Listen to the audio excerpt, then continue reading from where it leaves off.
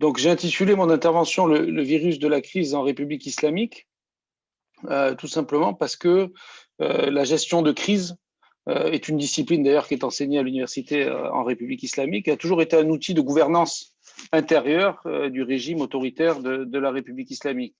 Donc, et dans le cas de l'Iran, il y avait déjà une triple crise qui précède la crise sanitaire, donc une crise socio-économique, une crise écologique et une crise politique qui est liée à la perte de crédibilité du système et la contestation interne. Et donc, c'est dans ce contexte qu'est apparu le virus, la pandémie, puisque l'Iran a été un des premiers pays qui a été touché après la Chine, et nous en sommes déjà à la quatrième vague. Donc là, c'est la dernière carte qui montre, qui n'est pas très précise d'ailleurs, qui est diffusée par les organes de presse des gardiens de la Révolution, qui montre que quasiment tout le pays est en rouge actuellement. On est à plus de 20 000 cas par jour et qu'il n'y a vraiment que les périphéries les plus pauvres. Donc ça rejoint la première intervention du jour sur les chiffres qui finalement apparaissent à faible risque ou à risque moyen, et notamment le Balochistan. Mais ce n'est pas un signe que dans ces régions, la pandémie est vraiment contrôlée. C'est simplement un signe qu'à mon avis, l'État est moins présent. Donc l'Iran participe au système COVAX donc, pour obtenir des vaccins, comme de nombreux pays de la région. Et donc, dans ce cadre, l'Iran a reçu 700 000 doses du vaccin AstraZeneca. C'est intéressant parce que le guide suprême avait dit, le 8 janvier 2021, qu'il interdisait tout vaccin occidentaux. Et donc, on a vu qu'il y a une certaine forme de flexibilité quand même si la majorité des doses injectées jusqu'à présent en Iran sont celles du vaccin russe, Sputnik V. Donc, il y aurait pour l'instant 700 000 doses qui auraient été injectées en Iran. L'Iran aurait reçu également 720 000 doses du vaccin russe et 650 000 du vaccin chinois Sinopharm. Et donc, mais il n'y a pas de contrôle de la pandémie et la vaccination est trop lente, si vous voulez, pour obtenir des résultats. Donc, les chiffres seraient 3 à 5 fois supérieurs par rapport aux chiffres officiels qui sont publiés. Donc, 3 fois, c'est BBC percent.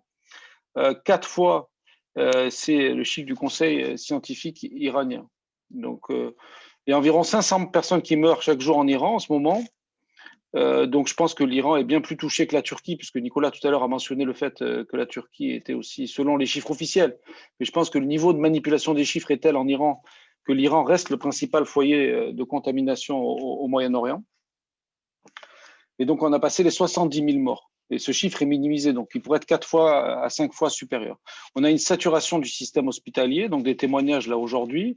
La vie des patients sont mises en danger par le manque de médicaments. Les protocoles médicaux prévoient par exemple de donner 2 comprimés de Kaletra, un antiviral, toutes les 8 heures. Vu qu'ils n'en ont pas assez, ils donnent un seul comprimé. Donc il y a un manque de moyens, il y a une crise aussi du personnel de santé qui a vraiment du mal à travailler dans les conditions actuelles.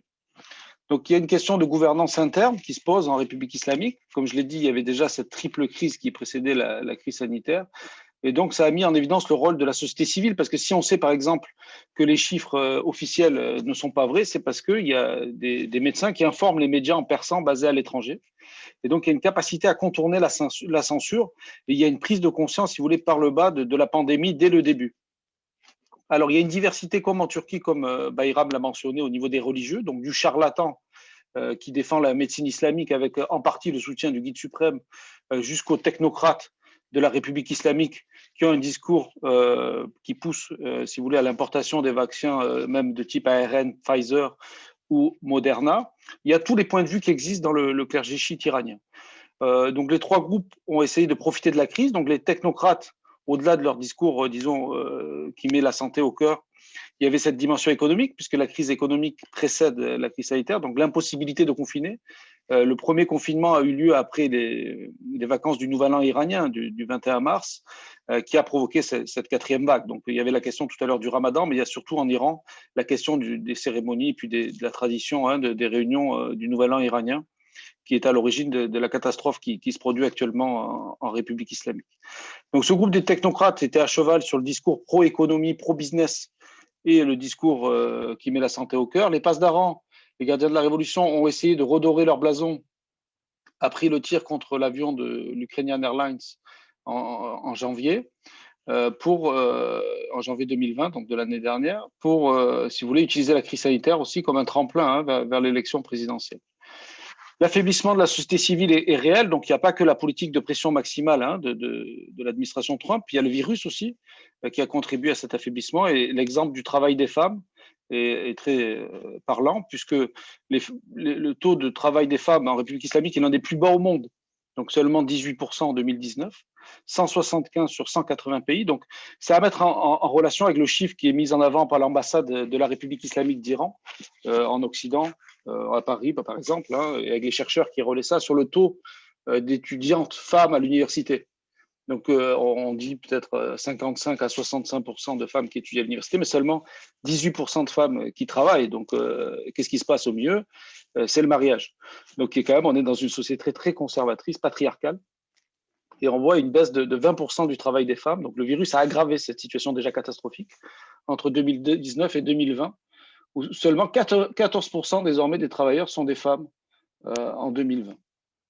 Donc ça, c'est les pertes de travail d'emploi selon les secteurs d'activité.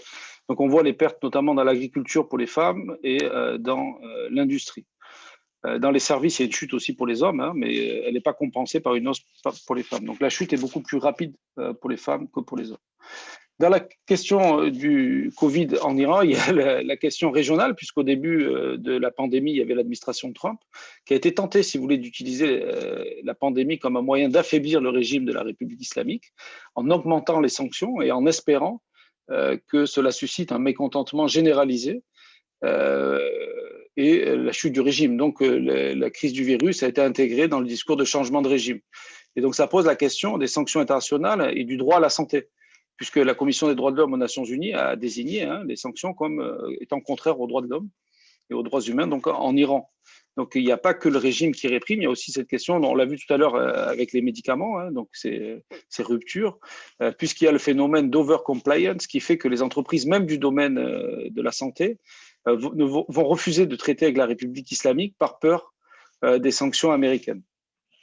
Donc il y a d'un côté le discours de la République islamique insiste sur la victimisation, donc ce que je viens d'indiquer, hein, avec un gros travail à Genève, notamment sur la question de l'effet des sanctions sur la pandémie et la situation sanitaire du pays. Et à l'inverse, à l'intérieur, il va y avoir un récit triomphaliste sur le fait que l'Iran a trouvé déjà 3 vaccins contre le coronavirus, qu'il y a un modèle iranien qui est basé sur l'autosuffisance et qui permet, si vous voulez, à la République islamique d'être un leader dans la lutte contre la pandémie. Donc il y a vraiment un double discours hein, des autorités de la République islamique à destination des audiences extérieures et à destination de l'opinion publique en interne. Est-ce qu'il y a un modèle iranien, si vous voulez, qui serait la catastrophe, hein, puisque tous ces discours sur le Covid-19 sont politisés? Oui, dans une certaine mesure. Bahreïn a dénoncé une agression biologique de la part de l'Iran, puisqu'il y avait des pèlerins qui circulaient. Donc on a vu aussi le problème de l'absence de relations diplomatiques hein, entre l'Arabie saoudite et l'Iran d'un côté et Bahreïn et l'Iran de l'autre, puisqu'il n'y a pas eu de gestion au niveau régional de la pandémie. Et ces tensions entre les deux rives du Golfe Persique, si vous voulez, ont empêché les pays de la région à gérer cette pandémie. Ça a quand même eu un effet sur la désescalade, notamment les Émirats arabes unis ont changé de position et ont envoyé de l'aide en Iran. Donc il y a quand même un effet, si vous voulez, aujourd'hui positif, c'est-à-dire que la pandémie pourrait conduire les pays de la région.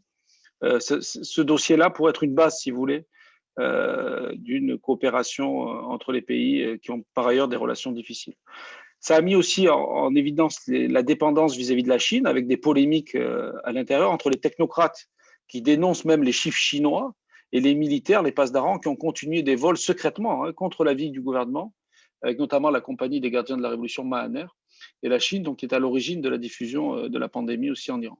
Est-ce qu'il y a un espoir avec Biden? Je dirais oui et non, parce que le discours complotiste du guide suprême va se poursuivre, mais on va vers plus de pragmatisme et peut-être s'il y a l'accord sur le nucléaire qui est réactivé dans les prochaines semaines, on pourrait voir plus de transactions qui permettraient quand même l'achat d'équipements et de ne pas dépendre que du fournisseur chinois pour la République islamique. Donc c'est vraiment une situation paradoxale que celle de l'Iran, puisqu'on voit finalement qu'il y a une politisation des discours sur la situation sanitaire du pays, à la fois à l'extérieur, en Occident, avec le changement d'administration entre Trump et Biden, et aussi en interne. On voit aussi l'impuissance de l'Europe, puisque la seule transaction qui a été effectuée à travers le mécanisme commercial INSTEX, qui était censé être le moyen d'affirmer la souveraineté européenne, a été juste une transaction de 500 000 euros une fois, avec l'autorisation des États-Unis. Donc même l'Europe, qui a tenté de coopérer sous Trump avec la République islamique dans le domaine sanitaire, ne l'a pas pu, en raison de l'application des dictats de l'administration Trump. Et donc, on a vu quand même sur ce champ de l'humanitaire aussi la crise avec Médecins sans frontières, qui est un exemple intéressant de ce double discours, et je terminerai là-dessus, de victimisation et de récit triomphaliste. C'est-à-dire, d'un côté, le gouvernement a invité Médecins sans frontières à travailler, à aider l'Iran, à apporter de l'équipement pour lutter contre le Covid, et de l'autre, ben, les travailleurs ont été, disons, reconduits à la frontière par les gardiens de la Révolution. Donc on voit qu'il y a vraiment, on n'est plus dans le débat entre modérés et conservateurs en République islamique, et sur la crise sanitaire, c'est la même chose, on est vraiment dans le débat entre l'état profond des gardiens de la Révolution et l'état visible du président Rouhani. Donc il y a un jeu de rôle, on l'a vu avec les leaks, la récente du ministre des Affaires étrangères Zarif, qui existe entre les différents acteurs, donc les technocrates, les passe-d'Aran, et les religieux dans toute leur diversité, mais un régime qui est incapable de surmonter sa crise de crédibilité. Et si la crise du Covid a permis de contrôler l'espace social, si vous voulez, en République islamique, de reprendre le contrôle, un peu comme dans les autres pays de la région, la crise de crédibilité est en train de s'approfondir parce que le virus est tellement, a un impact tellement important sur les cimetières, tout simplement. Il disait, vous pouvez mentir sur les chiffres, mais vous ne pouvez pas mentir sur ce qui se passe dans les cimetières en Iran. Donc là, on voit qu'on parle beaucoup d'Inde en ce moment, mais la situation en Iran semble au moins aussi catastrophique que celle de l'Inde.